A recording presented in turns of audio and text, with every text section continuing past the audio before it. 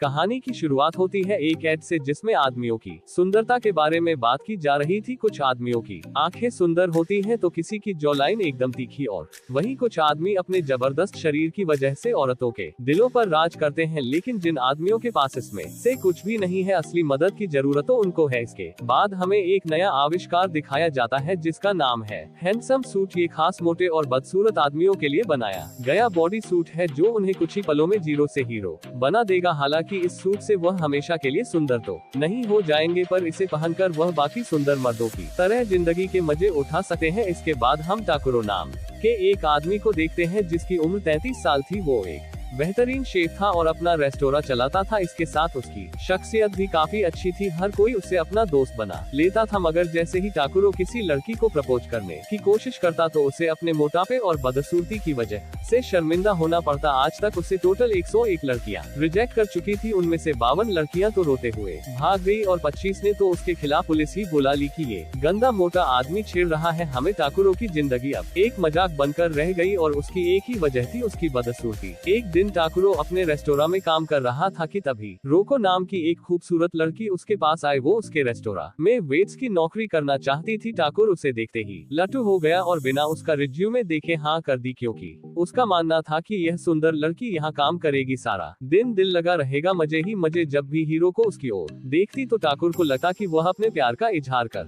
रही है। फिर एक दिन एक बुरे आदमी ने हीरो को से पूछा कि वो इसी रेस्टोरेंट में नौकरी क्यों कर रही है, जबकि शहर में इससे कहीं अच्छे रेस्टोरेंट भी हैं और वहाँ भी उसे काम मिल ही जाएगा। तब हीरोको ने कहा कि वो कुछ महीने पहले अपने पिता के साथ यहाँ आई थी, तब एक आदमी फ्री में खाना खाते हुए पकड़ा गया। पर ठाकुरों ने उस पर गुस्सा करने की बजाय कहा कि कोई बात नहीं भाई, धीरे धीरे करके पैसे दे देना। ठाकुर की अच्छाई ने हीरोको का दिल छू लिया था और इसीलिए वह इस रेस्टोरेंट में नौकरी करने आ गई है। कहानी सुनकर बुरे आदमी को लगा कि इस लड़की के साथ ठाकुरो का टाका भिड़ सकता है। उधर टाकुरो अपने दोस्त हिसाए और टोडो के साथ था। टाकुरो ने सोचा कि हो सकता है मुझे ऐसे ही लगता हो कि मैं बदसूरत दिखता हूँ, तो उसने अपने दोस्तों से पूछा कि क्या वह सच में इतना बदसूरत है, तो उसके दोस्तों ने भी कह दिया कि उससे बदसूरत आदमी उन्होंने अपनी जिंदगी में नहीं देखा। लेकिन उन्होंने कहा कि कोई बात नहीं भाई, बदसूरत आदमियों से दुनिया भरी पड़ी है, तेरी पर्सनैलिटी अच्छी, दिल से किसी को प्रपोज करेगा तो बात बन भी सकी है। खैर टाकुरो तो उदास होकर बच्चों के पार्क में जाकर बैठ गया। तभी अचानक हैंडसम सूट का सेल्समैन उसके पास आया। उसने टाकुरो को इस हैंडसम सूट का ब्रांड एम्बेसडर बनने का ऑफर दिया और टाकुरो पूरी दुनिया के सामने अपनी बदसूरती का मजाक नहीं बनवाना चाहता था। खैर अगले दिन टाकुर ने हीरोको के लिए एक बेहतरीन डिश बनाए और यह डिश हीरोको को बेहद पसंद भी आई, पर बेचारे टाकुर को लग रहा था कि हीरोको उसके प्यार में गिर रही है। जब हीरोको ने कहा कि मुझे इस खाने से प्यार हो गया है, तो ठाकुरों ने भी भावनाओं में बहकर कह दिया कि मैं भी तुमसे प्यार करता हूँ। मन ही मन में ठाकुरों को लग रहा था कि अब हीरोको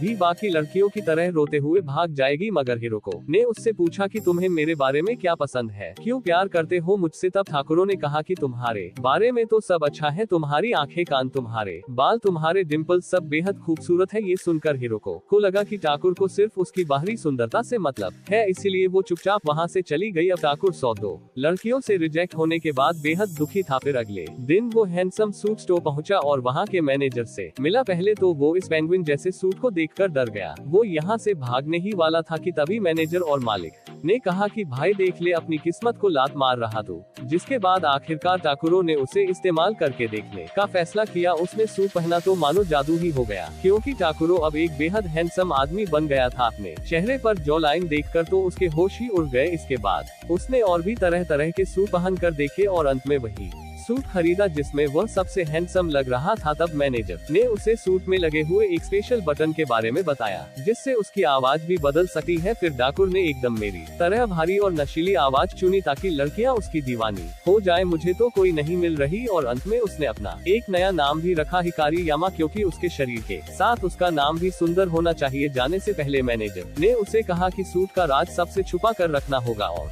साथ ही उसने ये भी कहा कि सूट पहनकर गर्म पानी से दूर रहना, वरना सूट 2 मिनट में बाहर आ जाएगा। अब सुंदर होते ही ठाकुरों को लोगों ने पसंद करना शुरू कर दिया था। जो लड़कियां पहले उसे देखकर मुंह चढ़ा लेती थी, वही उसे देखकर मुस्कुरा रही थी। कई जवान लड़कियां तो उसकी दीवानी ही हो गई। तभी ठाकुरो एक मॉडलिंग मैनेजर से टकरा गया। अब वो मैनेजर चाहता था कि ठाकुरो उसकी कंपनी के लिए मॉडलिंग करे। खैर अगले दिन ठाकुरो बदसूरत बनकर बैठा था कि तभी मोटोएम की एक लड़की रेस्टोरेंट में आई। वो हीरोको की जगह टर्बेस की नौकरी के लिए आई थी, लेकिन सब कहने लगे कि ये भैंस यहाँ पे काम करेगी तो कस्टमर भाग जाएंगे, मगर ठाकुरों ने कहा कि वेट्स बनने के लिए खूबसूरत होने की कोई जरूरत नहीं है। ये देखकर मोटोई भी हैरान थी, क्योंकि आज तक उससे किसी ने इतने अच्छे से बात नहीं की थी। फिर अगले कुछ दिनों में मोटोई ने अपनी मेहनत से सबका दिल जीत लिया, पर ठाकुरों की तरह उसे भी कोई सुंदर नहीं समझता था। जब वो ठाकुरों के साथ होती तो वह मजाक मजाक में उसके साथ प्यार भरी बातें करती। ठाकुरों को भी वह अच्छी लगती थी, मगर एक दोस्त की तरह प्यार व्यार नहीं था उससे। खैर, एक हफ्ते बाद वह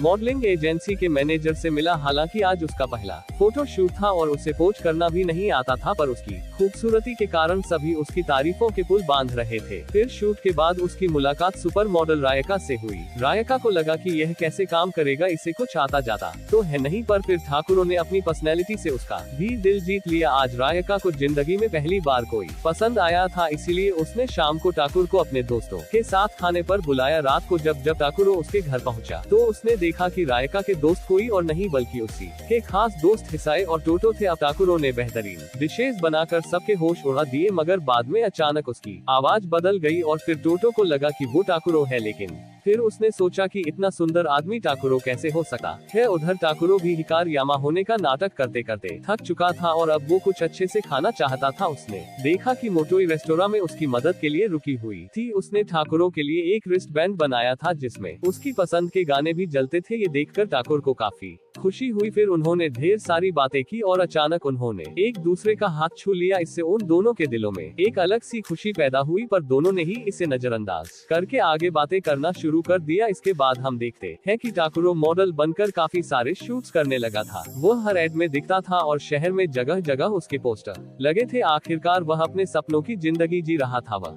जहाँ भी जाता लड़कियाँ उसके पीछे पड़ जाती और अब वह किसी को भी अपनी गर्लफ्रेंड बना सकता था। कुछ ही समय में रायका को भी उससे प्यार हो गया, मगर ठाकुरों के दिल में तो बस हीरो को ही बसती थी। जब उसे लगा कि अब तो वो एक कामयाब आदमी बन चुका है तो उसने फिर से हीरो को से मिलकर अपने प्यार का इजहार करने का फैसला किया। उसने बिल्कुल फिल्मों की तरह घुटनों पर बैठकर उसे आई लव यू कहा, पर हीरो को तो सोचने लगी कि ये अनजान आदमी बेवजह मेरे गले क्यों पड़ रहा है। वो चुपचाप वहाँ से चली गई, पर ठाकुर को लगा कि वह शर्मा कर गई है। फिर बाद में ठाकुर मोटोई के साथ बाजार गया तो मोटोएम थोड़ा उदास है। तब मोटोएम खेलते हैं हमें पार्क में मौजूद खुश लोगों की तस्वीरें लेनी है। पहले तो ठाकुरों को लगा कि क्या बकवास गेम है, लेकिन फिर जब वो तस्वीरें खींचने लगा तो उसे एहसास हुआ कि जिंदगी की खुशियां इन छोटे छोटे लम्हों में ही छुपी हुई है। फिर मोटोएम की तस्वीरें खींची और उसे दिखाया कि वह हंसता हुआ कितना अच्छा लगता है। इस घटना के बाद से ठाकुरों भी मोटोई को थोड़ा पसंद तो करने लगा था। रात को भी उसे बस मोटोई की ही ख्याल आ रहे थे और वो मोटोएस्पिएका ने आगे बढ़कर उसे चूम लिया। हालांकि उसे रायका से प्यार व्यार नहीं था, मगर फिर भी भाई 23 का हो गया था। आज तक एक लड़की नहीं मिली थी तो वो पहली बार किसी लड़की के साथ गुलू करने का मौका खोना नहीं चाहता था। फिर वो दोनों एक